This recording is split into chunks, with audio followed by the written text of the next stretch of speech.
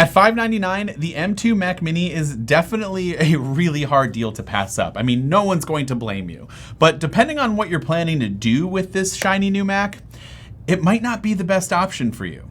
Now, before we get into everything, please be sure to subscribe and, of course, like the video if this helped you out at all. But most importantly, let me know in the comment section down below what type of Mac you're looking for, or if you're just kind of curious between whether or not you should go and spring up for the M1 Pro, or I'm sorry, the M2 Pro or the M2 Max. Let me know in those comments down below. And of course, you can follow me on Twitter or Instagram if you want to carry that conversation over to another platform. So let's take a step back a minute and assess your needs. If you're someone out there who's just checking emails, casual web browsing, video consumption, you're just needing a computer to pay the bills, research some stuff, etc., then this is a great machine. And in all scenarios, we're going to assume you have a monitor and a keyboard and mouse, because otherwise it starts to get a little sticky. Things start to add up here and there depending on your wants and needs, and then it might just be an easier thing to just go out and get a MacBook Pro. But if you really want a Mac desktop and you have everything you need for it, and you just need the computer, I'm gonna help you decide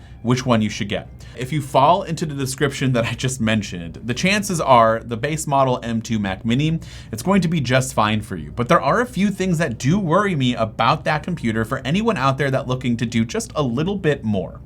I have an M1 Mac Mini, and while I do expect M2 to be a bit faster in certain situations and much more efficient than M1, the 8GB of RAM and 256 gigs of storage really killed me with the M1 model. I'll give you a little story. I was using the M1 Mac Mini, and I still am, but I was using it for primarily hosting the podcast. We use a program called Ecamm Live, and I think a combination of just Bluetooth issues and the overall processing power and the low amount of RAM and storage just kind of ate away at the machine. And that program shouldn't really be that difficult to manage on this Mac, but it really had a hard time, to the point where certain things were just not being picked up. Audio would cut out, the Bluetooth headphones would be affected, and there was just situations where I couldn't run the Rode Podcaster Pro that we had. It didn't work. And the moment I switched over to the M1 Max MacBook Pro that was running the whole setup, everything was flawless. We had no issues. And this actually carried over to a program that we used before Ecamm, where we used a web app enabled website to host the platform. And I think a lot of the issues did still come from my machine's inability and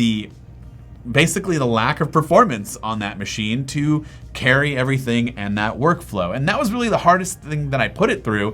And then other than that, it just, some light editing here and there, and it really had a hard time. And then I was using an M2 MacBook Air, and this is it right here. And I love this machine, but I had the base model at first, 8GB of RAM, 256 gigs of storage, the lowest processing power you can get.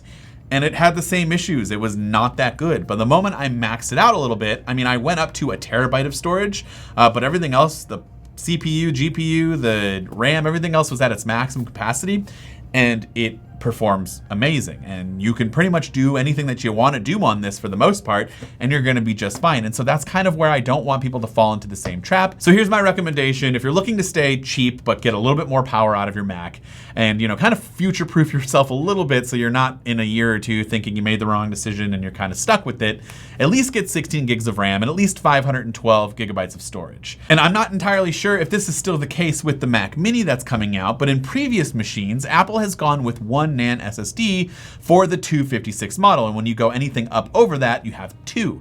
And that does eat into the performance of the SSDs. People found out and did tests and found that it was slower. And most importantly, if you run out of space on your Mac, because you have only 256 gigs of storage, it's going to start to eat into your virtual memory, and it's going to start eating into your performance that way, and things could start to slow down, and you definitely want to avoid that if possible.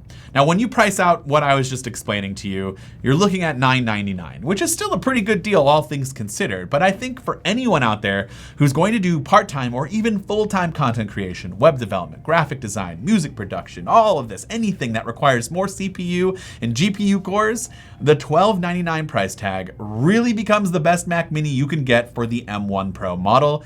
and it's going to maintain that performance level and cost effectiveness. So you'll get the 512 gigs of storage, you'll get the 16 gigs of RAM, and another thing that's going to be going a bit unnoticed is that on the back, you're gonna have 4 USB-C Thunderbolt 4 ports instead of the 2 that's offered in the base M2 model. So basically, 2 additional Thunderbolt 4 ports alongside the 2 USB, the HDMI and the Gigabit Ethernet port, and the headphone jack. Either way, out of all of the machines and chips that were announced, I think the M2 Pro machine is the better deal out there for most creators and people who just want more power out of their Mac. It's nearly a baby Mac Studio at a fraction of the cost.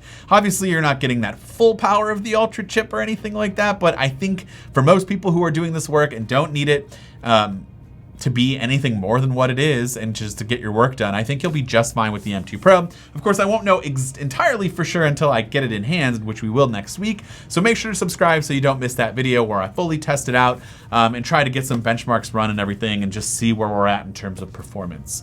Of course, I would love to hear from you down in the comments, and I hope to see you guys around in the next video.